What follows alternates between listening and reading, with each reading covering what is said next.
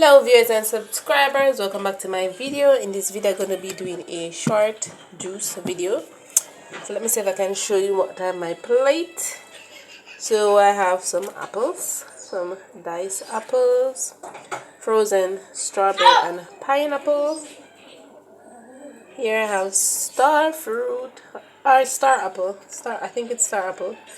Let me see if I can get one that looks like a star.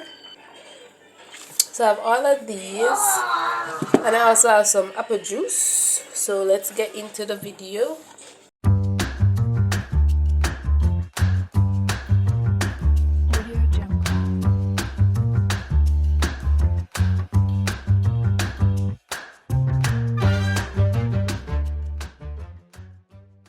So I'm gonna try and add all my fruits to my NutriBullet. You're gonna see me have to hit the container just to kind of reshuffle them a bit so everything can hold. I will just do one full blend.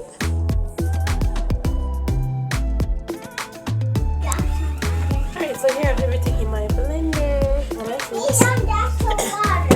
Okay, I'm gonna try and add the apple juice. Let's hope this can close. Don't close it. Make sure that it's secure with